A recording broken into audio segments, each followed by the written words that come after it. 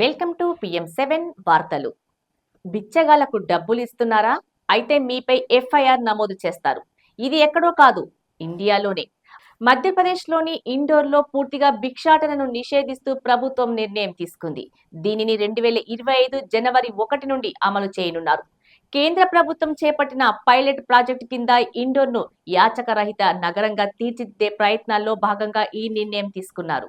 మధ్యప్రదేశ్లోని ఇండోర్లో యాచకులకు డబ్బులు ఇచ్చే వ్యక్తులపై చట్టపరమైన చర్యలు తీసుకోనున్నారు. బిచ్చగాళ్లకు డబ్బులు ఇస్తున్న వారిపై FIR నమోదు చేయనున్నారు. దీనిపై ప్రజల్లో విస్తృతంగా అవగాహన కల్పిస్తున్నారు. ఎందుకు ఈ నిర్ణయం? కొంతమంది యాచకులు భిక్షాటనను వృత్తిగా మార్చుకున్నారు. అయితే వారికి శాశ్వత నివాసాలు, ఇతర వనరులు ఉన్నాయని అధికారులు గుర్తించారు. కొందరు పిల్లలను ఉపయోగించి భిక్షాటన చేయిస్తున్న ముఠాలు కూడా ఉన్నట్లు విచారణలో తేలింది. దీనిని అరికట్టడానికి ప్రభుత్వం ఈ చర్యలు తీసుకుంటుంది. ఇండోర్ జిల్లా యంత్రాంగం నగరాన్ని యాచకరహితంగా మార్చేందుకు ఈ చర్య తీసుకుంది. కేంద్ర ప్రభుత్వం కూడా పైలట్ ప్రాజెక్టు కింద ఇండోర్ను యాచకరహిత నగరంగా తీర్చిదిద్దే ప్రయత్నాల్లో భాగంగా దీనిని చేపట్టారు. ప్రభుత్వం యొక్క ప్రణాళిక ఏమిటి? కొత్త నిబంధనలను అమలు చేయడానికి మార్కెట్లు, దేవాలయాలు మరియు రవాణా కేంద్రాల వంటి రద్దీ ఎక్కువగా ఉండే బహిరంగ ప్రదేశాలను పోలీసు బృందాలు పర్యవేక్షిస్తున్నాయి. కాబట్టి మీరు ఇండోర్లో ఉంటే లేదా వెళ్లాలనుకుంటే బిచ్చగాళ్లకు డబ్బులు ఇవ్వడం మానుకోండి.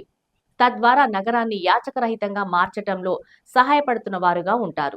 ఇండోర్ను యాచకరహిత నగరంగా తీర్చిదిద్దే ప్రయత్నాల్లో అక్కడి ప్రభుత్వం యాచకులకు ఉపాధిలో శిక్షణతో పాటు ఆశ్రయం కల్పించడానికి ఒక స్వచ్ఛంద సంస్థను ఏర్పాటు చేశారు.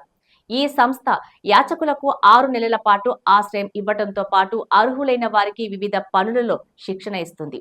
అటు నగరాన్ని యాచకరహితంగా మార్చడానికి ప్రజల సహకారం కూడా అవసరం.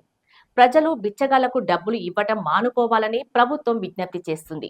ఈ ప్రాజెక్టు దేశంలోని ఇతర నగరాల్లో కూడా అమలు చేయబడుతోంది. ఆ నగరాల జాబితాలో ఢిల్లీ, బెంగళూరు, చెన్నై, హైదరాబాద్, లక్నో, ముంబై, నాగపూర్, పట్నా, అహ్మదాబాద్ ఉన్నాయి. త్వరలోనే ఈ నగరాల్లో కూడా అమలు చేసేందుకు కార్యాచరణ సిద్ధం కానుంది. మన దేశం యాచకరహిత దేశంగా మార్చుకుందాం. ఈ బాధ్యత పౌరులందరిపై ఉంది.